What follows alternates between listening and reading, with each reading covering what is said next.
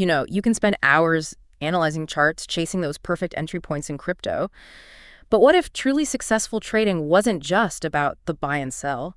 Hmm. What if understanding the entire journey of a trade, from the first flicker of an idea to the final profit or, managed loss, is the real key to consistent wins? We're talking about a roadmap that can boost your confidence, sharpen your risk management, and ultimately stack those odds in your favor. Absolutely. It's like knowing not just how to drive, but how to plan your route, handle unexpected detours, and, well, make sure you're actually reaching your destination efficiently. There's a real structure to effective trading that goes beyond just intuition. And that's exactly where we're headed today. We're deep diving into the 5 stages of a trade. Forget just reacting to market noise. This framework gives you a structured approach, a way to see the bigger picture. For you listening, no matter where you are on your trading journey, understanding these 5 stages will give you a much clearer sense of direction. It's about knowing what you should be focusing on at each step to make, well, more informed decisions. We'll break it down into actionable insights you can use right away. And speaking of the bigger picture, we've got a crucial piece of the puzzle we're going to reveal at the end. It's something that underpins all 5 of these stages, a factor that's absolutely vital for long-term success and keeping your financial life organized. It's often overlooked, almost like a hidden cost, but it's entirely within your power to manage. Stick around for that. Okay, so let's kick things off with stage 1, identifying potential setups. What's the name of the game here?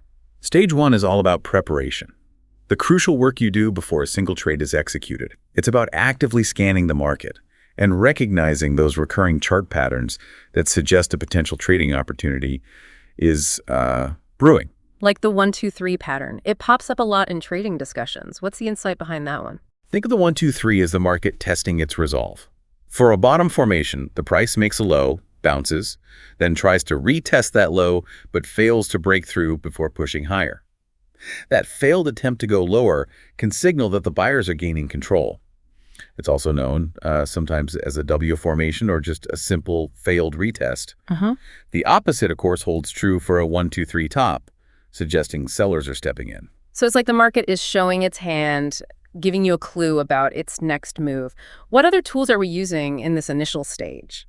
Drawing trend lines is another valuable technique.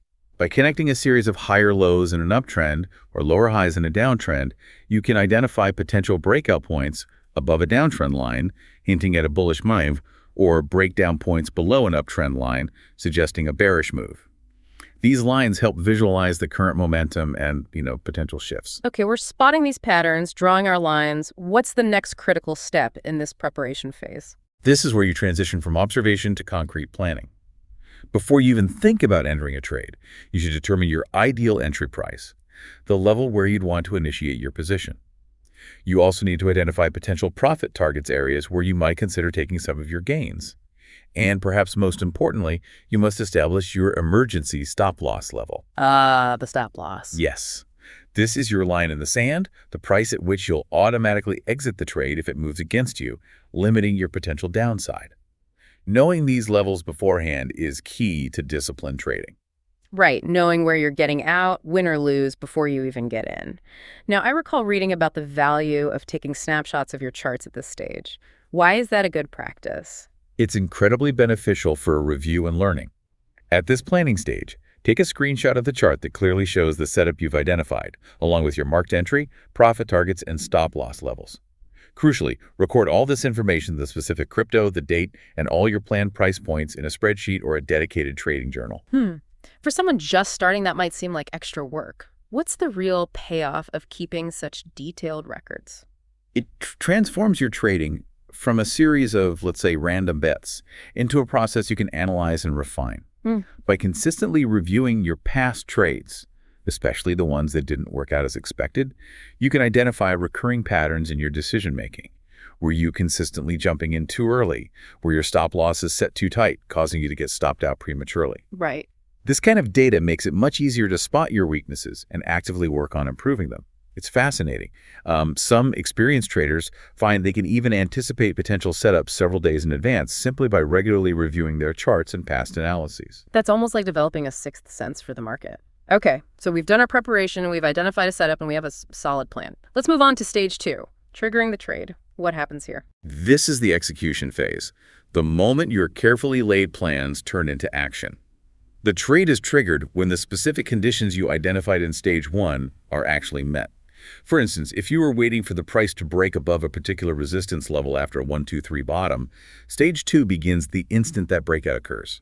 It sounds straightforward, but this is often where emotions can really take over, isn't it? Absolutely. Yeah. This is a very common area where trading mistakes happen. It's paramount to stick to your predefined plan and immediately implement your risk management controls. One relatively simple yet effective trading plan involves waiting for a crossover of the 60 period and 20 period exponential moving averages, or EMAs, on a chosen time frame. Often the 12-hour chart is favored for trend following. EMAs. Right. Exponential moving averages, or EMAs. They're a type of moving average that puts more emphasis on recent price data, making them responsive to current market movements. So it's not just about the price hitting a certain level, the EMAs need to confirm the signal as well. For this particular strategy, yes. It adds a layer of confirmation that the momentum is indeed shifting. Thinking back to stage 1, you might set price alerts when a potential setup like a developing 1, 2, 3 bottom coupled with closely approaching EMAs is forming. That would be your alert status you're watching closely. Okay. The trade officially moves to hold status, the point where you execute once all your predetermined criteria are satisfied. The EMAs have crossed, a key trend line has been broken, and the 1, 2, 3 bottom formation is complete. So it's a convergence of signals that gives you the green light. And you mentioned risk control again. How does that factor into this exact moment of triggering the trade? Right from the moment you execute the trade, you need to be hyper aware of your position size and have your stop loss order ready to be placed virtually simultaneously. Proactive risk management from the very beginning is non-negotiable for protecting your capital. Okay, the trade is live. Now we progress to stage 3, defensive stop loss strategy. What's the primary goal here? Immediately after your trade is triggered, your absolute priority is to implement your defensive stop loss strategy. This means placing the stop loss order you meticulously planned back in stage 1. It acts as your immediate safety net, designed to automatically get you out of the trade if the price unexpectedly moves against your initial analysis, thereby limiting your potential losses. So it's all about minimizing potential damage right off the bat. Precisely. Think of it as your primary line of defense. Interestingly, trades that manage to move successfully beyond this initial phase, meaning your stop loss isn't immediately triggered, often have a much higher probability of turning into your most significant winning trades. That makes sense. If it quickly moves away from your stop loss, it's likely heading in your intended direction. Now, I've heard traders talk about adjusting their stop loss as a trade becomes profitable. Is that something that happens in stage 3? Yes, absolutely. Once the trade starts to move favorably and you find yourself in profit, a crucial defensive tactic is to adjust your stop loss order upwards to a level just above your original entry price. This is frequently referred to as moving your stop to break even. Break even, right. The key benefit here is that you've now effectively eliminated the initial risk you took on that particular trade. It's become a risk-free position. So at that point, even if the market suddenly reverses, you can't lose money on that initial position anymore. Exactly. Once your stop is moved above your entry price, that specific aspect of risk management for that trade is largely taken care of. As some traders like to say, your work is done in terms of ensuring you won't suffer a loss on your initial capital for that particular trade. That sounds like a huge psychological advantage. Okay, the trade is in profit and our stop loss is moved to break even or better. What happens in stage 4? I believe this is where we start thinking about potentially maximizing our gains. You're spot on. Stage 4, scaling in, is often where experienced traders see their most substantial gains, as our sources indicated. Now, it's important to understand that this stage doesn't occur in every single trade. It's employed when a trade is showing strong momentum in your favor, and it involves the concept of pressing your winners or strategically scaling in, adding to your existing profitable position as the underlying trend continues to demonstrate strength. So it's about increasing your bet when you feel like you're on a winning streak, but in a calculated way. Precisely. It's absolutely crucial to emphasize that scaling in must be done correctly, with a well-thought-out plan and clearly defined criteria, not just impulsively adding to your position based on excitement or, FOMO, fear of missing out on further gains. Are there any common strategies or examples of how traders might approach scaling in? One example mentioned is the 3-2-1 strategy. This involves taking an initial position with, say, 1% of your total allocated trading risk. If the trend continues to validate your initial analysis, you might add a second position with an additional 2% risk. Then, with further confirmation of the trend's strength, you could add a final position with another 3% risk. Interesting. This results in a larger overall position size on trades that are proving to be successful. That makes logical sense, gradually increasing your exposure as your confidence in the trade grows. What kind of confirmations would a trader typically look for before deciding to scale in? The specific criteria will depend on your individual trading time frame and your overall trading plan.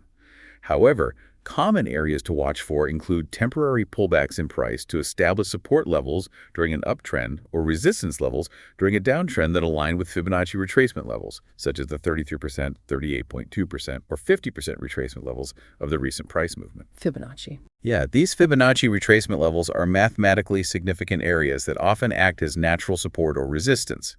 These pullbacks can offer lower risk entry points to add to your winning trade. Okay, we've potentially added to our winning position. Now we need to think about the flip side, when and how to take those profits. That leads us to the final stage, stage 5, scaling out. Exactly. Stage 5 is all about strategically securing the profits you've accumulated on a successful trade. Just as you had clear and specific criteria for entering the trade in Stage 2, your exit signal should be equally well defined, often based on the appearance of a reversal pattern, such as 1-2-3 top formation if you were in a long trade. So the same pattern that initially signaled a potential buying opportunity now, in reverse, suggests it might be time to sell. Precisely. And just like the process of scaling in, scaling out involves taking profits in stages as your chosen exit signal strengthens. This allows you to lock in some of your gains while still potentially allowing the trade to run further if the reversal isn't immediate or decisive. What might a practical scaling out strategy look like? Well, one potential approach is to close an initial portion of your position when the price breaks below the neckline of a confirmed 1-2-3 top formation. You might then decide to close another portion of your position when the exponential moving averages, perhaps the 20 and 60 period EMAs, cross on a shorter time frame chart than your primary trading chart. For example, the 4-hour chart if you're primarily analyzing the 12-hour.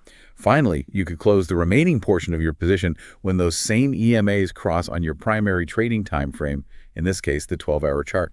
So it's a gradual exit using different signals on various timeframes to confirm the trend reversal and lock in profits along the way. And I imagine, just like with the entry, there's a crucial follow-up step after you've exited the trade completely. Absolutely. Once you've fully exited a trade, whether it's a big win, a small profit, or even a managed loss, according to your stop loss, it's absolutely vital to go back to your trading spreadsheet or journal, update it with the exact closing date, the final closing price, and again, capture a screenshot of the chart at the precise moment of your exit. This completes the entire cycle of the trade and provides invaluable data for your ongoing learning, analysis, and improvement as a trader. Okay, those are the 5 stages of a trade. Identifying potential setups, triggering the trade, defensive stop-loss strategy, scaling in and scaling out. It's a really comprehensive way to think about the entire process. Now let's circle back to what we mentioned at the very beginning, that often overlooked aspect that ties all of these stages together for true long-term success. What's that crucial element? The crucial and often surprisingly forgotten element that underpins all 5 of these stages and is absolutely essential for sustainable trading success and genuine financial clarity is the consistent and diligent tracking of each and every single trade you make, coupled with proper bookkeeping and accounting practices. Trade tracking and accounting. That might not sound as exciting as finding the next breakout coin. Why is that so fundamental? Because without meticulous tracking, you're essentially navigating your trading journey without a map or a compass. Diligently recording every trade allows for an objective and, frankly, honest review of your trading decisions. You can analyze what strategies are consistently working for you, identify patterns in your losing trades, and gain concrete data to inform and refine your future trading approach. And when you combine this detailed tracking with proper bookkeeping and accounting, you gain a crystal clear understanding of your actual profitability after accounting for all the associated costs. It's absolutely essential for accurately managing your tax obligations. There are even specialized tools available like coin tracking that can help you generate the necessary tax reports for your crypto trading activities. So it's about seeing the complete financial picture, not just the individual wins and losses. Precisely. These post-trade activities aren't just administrative tasks to be dealt with as an afterthought. They should be an integral part of your trading plan from the very outset. Neglecting these aspects can lead to an incomplete and potentially very misleading picture of your overall trading performance and can unfortunately result in unwelcome financial surprises down the line, particularly when tax season arrives. It sounds like it's about moving beyond just being someone who places trades to becoming a true professional in your approach. Exactly. Think of these behind-the-scenes tasks as absolutely vital components of your overall trading strategy, not just optional extras. It's a key way to take your trading seriously and build a sustainable, financially responsible approach to navigating the markets. So, for you listening, as you're focusing on mastering those 5 stages of a trade, remember that the journey doesn't end when you click that buy or sell button for the last time on a particular position. The crucial work of tracking, bookkeeping, and accounting is what allows you to truly understand your performance and build a solid financial foundation for your trading endeavors. It's about creating a comprehensive financial strategy. That's the essential takeaway. Are you solely focused on the immediate thrill of the trade? Or are you actively building a comprehensive financial strategy that thoughtfully includes what happens both during and crucially after the buy and sell buttons are clicked? Give serious consideration to how you will consistently track and accurately account for all of your trading activities moving forward. It's absolutely fundamental for a clearer and ultimately a more profitable and sustainable trading journey.